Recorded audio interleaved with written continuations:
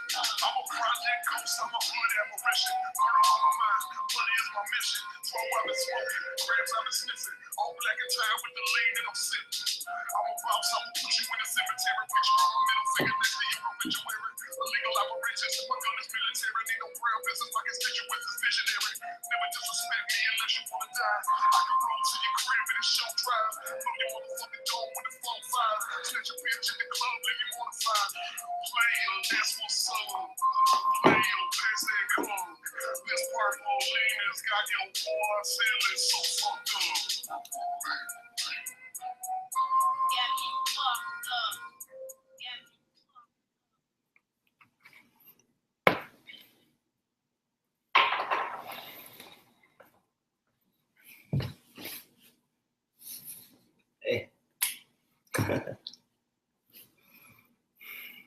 I'm Martin Bell. I'm also Postcrunk. Your Thursday night is going well. It's the end of July, and 3 years ago, decided to pop up to New York, see if I could find a different line of work, more art-oriented, live the American dream, all that jazz. But I just invited anyone to sleep on my couch and saw what would happen, so.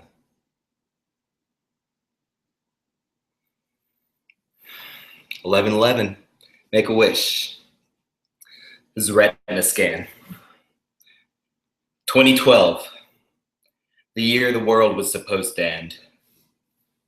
I was living in Ridgewood on the border between Brooklyn and Queens. It was a cheaper alternative to the hyper-gentrification of Williamsburg and Bushwick. But I was still spending my life savings on a windowless room with low-hanging pipes and a sheet for a door. At least it was off the L. I moved to New York in December, and it was the end of July, my first summer in the city. I'd already walked out of 3 different jobs, bussing tables. All the immigrant employees were treated like subhumans. Managers would routinely scream at us, threaten to deport our families, and push us to never stop working. I learned to drink a pint of water in a single gulp. Weary of restaurants, I landed a museum gift shop job. It was barely above minimum wage, but all I had to do was make custom dog tags for middle schoolers obsessed with Call of Duty. There was a lot of downtime, and I had nights off. I was free to tweet constantly, and so I did, about 300 times a month.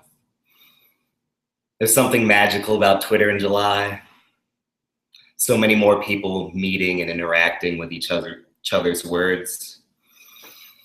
Disaffected young writers with seemingly no place in the publishing industry, but Twitter felt like home. As for my actual home, the final weeks of my apartment's lease were coming up, and I wanted to do something special. I took over the room after an old college friend decided he wanted to continue traveling from farm to farm across the country, working for free room and board. He barely knew his two roommates, so I knew them even less. Our transient, non-committal generation.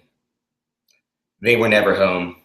This apartment with pink walls, a bathtub full of houseplants in the living room, and a picture of David Bowie that had been on the fridge for a decade. It almost felt like it was all mine. So I invited anyone I followed to crash on my couch for free until I moved in 2 weeks, a fortnight. It didn't even feel that crazy. I had read enough of these strangers' thoughts. I had seen their faces as avatars and twit pics. I knew them. I had never arranged to meet a person from the internet before. I missed 3 calls from him and listened to the voicemail as I walked downstairs. "Come on, man, don't bail on me now," said with the restrained panic of someone who had come all the way from Canada on a bus only to end up abandoned on a random intersection in the largest city in the United States. I wasn't paying attention because I had been feverishly smoking bowls, nervous about meeting a new person. I wanted to come off as cool. My apartment had no air conditioning. I literally and figuratively had no chill. I found him outside a gas station off the Halsey subway stop. He was taller than I'd realized, and I didn't know he wore glasses sometimes, but I knew it was him. "Santino?" I asked. We walked to my bodega. It had recently redubbed itself the home of craft beer to appeal to the new neighbors. We grabbed $3 BLTs. The following days were a blur between mornings at the museum, handfuls of orange clonazepams, stolen glow stick sculptures, nostalgic rewatching of Donnie Darko, Corona familiars, endless rooftop sunset skylines, and spiritual green gel tabs. Clay and Marianne from Pittsburgh were the next to arrive. Then Steve Rogenbuck, who I had seen on YouTube for the first time just 4 months prior. And finally, Shannon from Delaware. My living room / heart were full. During summer, the Brooklyn rooftop takes on a new meaning. What was once a desolate, snow-covered wasteland, reserved for only the most desperate smokers, becomes a place of community, food, and in this case, candles and trophies. We were at a rooftop poetry reading, and we were high. High from the amazing artists we'd been meeting all week. High on the blue dream I had delivered to my front door. High up and away from those streets we'd all be trudging through later. We got back late and kept drinking. Steve was sleeping somewhere else. Clay and Marianne had gone back home. So Santino, Shannon, and I went tagging. There was a wall outside my subway stop covered with months of unabated graffiti. Santino drew symbols, Shannon wrote in Spanish, and I wrote internalized oppression, Amish paradise, and as I got around to writing especially homeless, I saw headlights. 3 unmarked cars converged on us. I pocketed the markers and tried to walk away. They had already seated Santino on a stoop as a plainclothes cop caught me on a corner. This wouldn't be happening if I was living in Williamsburg, I thought. Once the neighborhood is gentrified, there is virtually no police presence. In transitional neighborhoods like Ridgewood, police serve as another means of pushing out old residents to make room for higher paying tenants. You weren't tagging too, were you? A cop in a dogfish head shirt asked me mockingly. I didn't respond. He told me to lift up my arms as he searched me. He pulled a marker from each front pocket. We should have thrown them down the storm drain. The feeling of being handcuffed for the first time is surreal, incredibly surreal. I hope they were just teaching us a lesson, that they'd let us go afterward. I was tagging too, Shannon pleaded.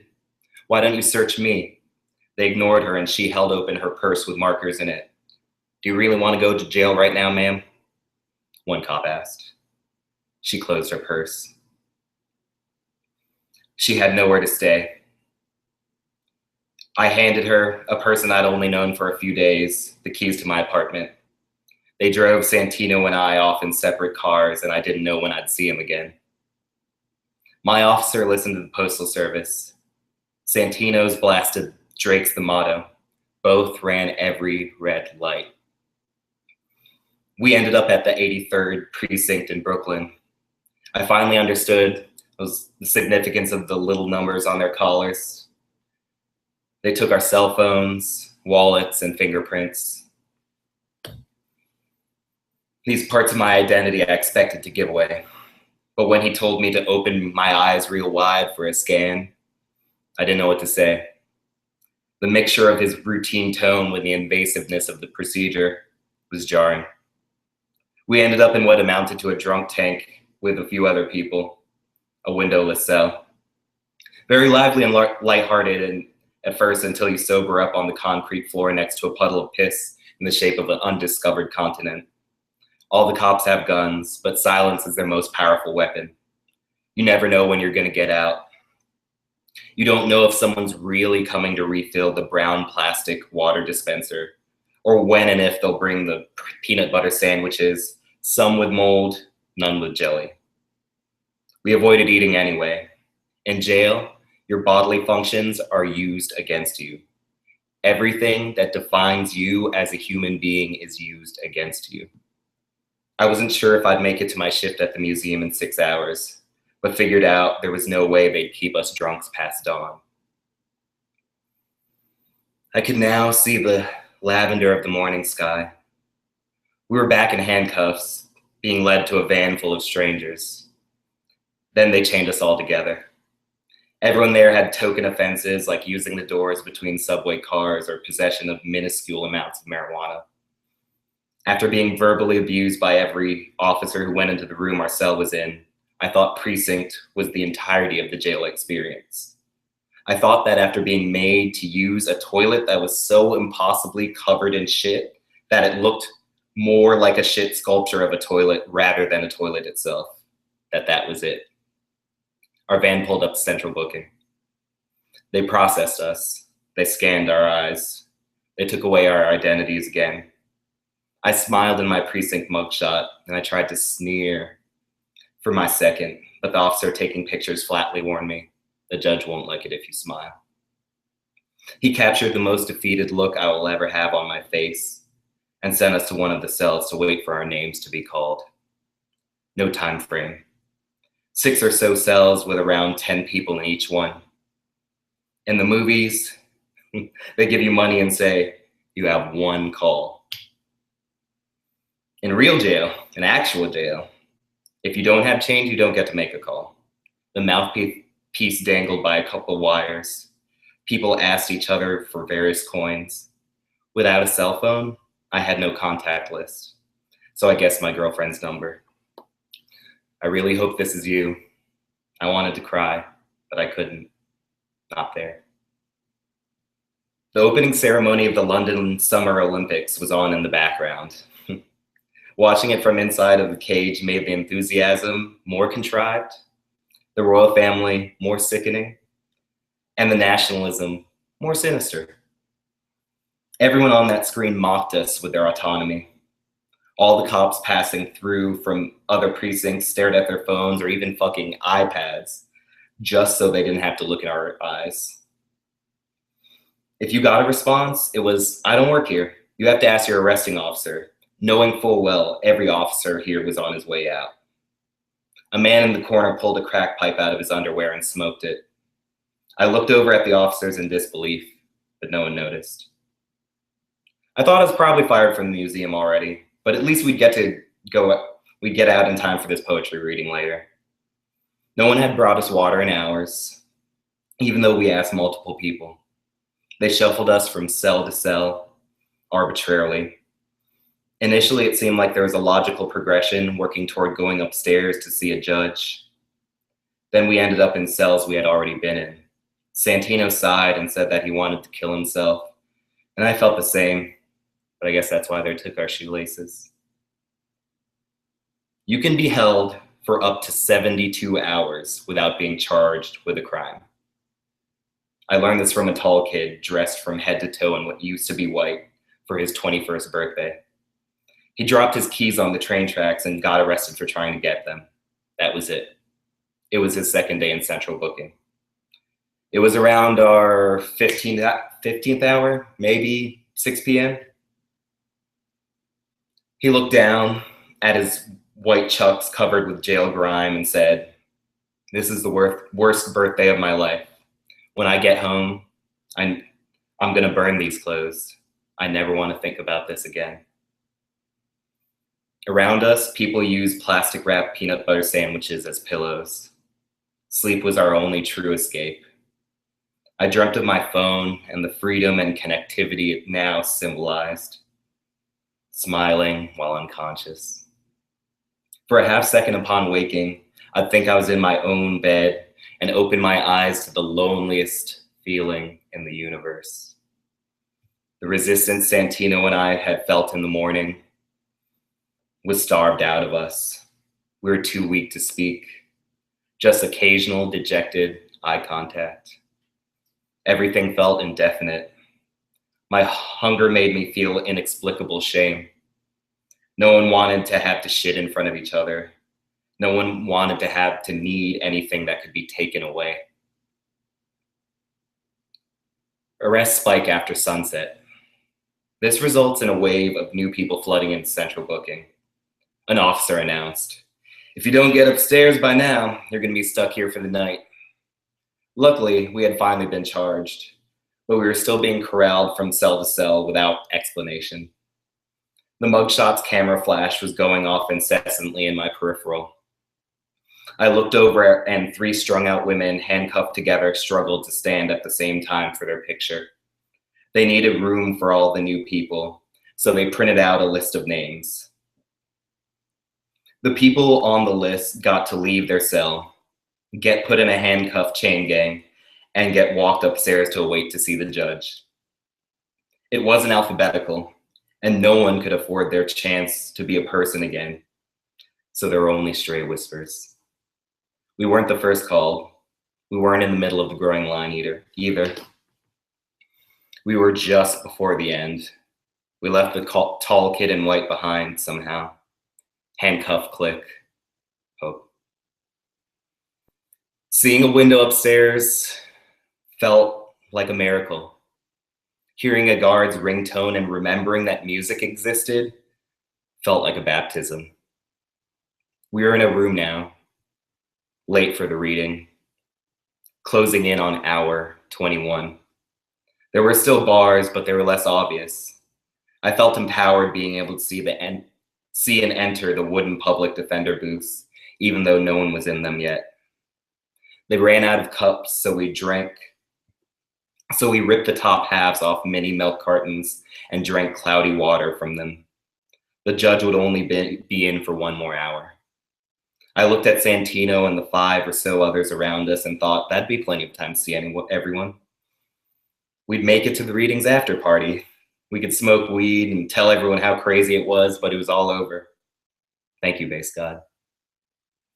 An officer came from the courtroom. The judge went home for the night. Go to sleep.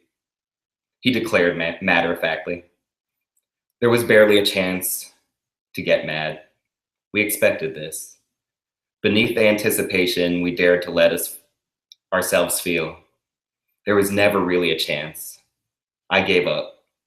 I found a black garbage bag to use as a blanket and a piece of cardboard for a bed. Santino and others yelled, demanding an explanation. The judge didn't feel like staying, was all he offered. And with that, he locked us in. The room went silent. The lights never went off in jail. One guy fell asleep fully clothed, sitting on the toilet. I pulled the garbage bag up to my neck as a couple of rats crawled around us. Part of me died that night on the floor. Ugh, did somebody piss in there? I nodded through the plexiglass in the public defender booth. Fucking animals, he spit. Diffused sunlight came through the windows. It was morning again. People were getting processed more rapidly now. We knew we were getting out. We had missed everything, but we were going to be free. He looked through my file. This was all a mistake, I practically whimpered to him. I work at a museum. My friend and I were just being stupid. Everything felt like an excuse. I felt so ashamed. I wanted to apologize for existing. Why'd they keep you in here 36 hours for vandalism? He exclaimed. I had no idea it had been that long. I shrugged. He said something about time served and handed me his card through the slot. Let's get you guys out of here. My eyes welled up. I looked at the card and thought, thank you, Daniel, for treating me like I was worth something. I kept my head down reflexively as we entered the courtroom. We sat in a row of chairs for people awaiting judgment for various nonviolent crimes. When I lifted my gaze, I saw Shannon and my girlfriend Molly smiling in the audience. I don't even know if it's called an audience, but that's when I realized it. This girl was my ride or die. I didn't believe in marriage until that moment. Now it's the end of July again, 3 years after the world was supposed to end. My lease is up in August once more. The shirt I wore for 36 hours in central booking is now covered in house paint. For years, I thought of it as the central booking shirt, but I eventually forgot. Although I am overwhelmed by quiet anxiety every time a cop slows down beside me. Molly and I picked Ocean Boulevard for the color of our bathroom. In Brooklyn, I couldn't even afford a door. Down south, we have our own backyard, and no one's afraid to look you in the eyes. So if you're not creepy, come crash on our couch for a while. See you soon, Steve. That's it. Thank you, everyone. Yeah, this is going to become a YouTube video, so you can watch it in perpetuity. Thank you, NewHive, Melissa. Good night, guys. After party.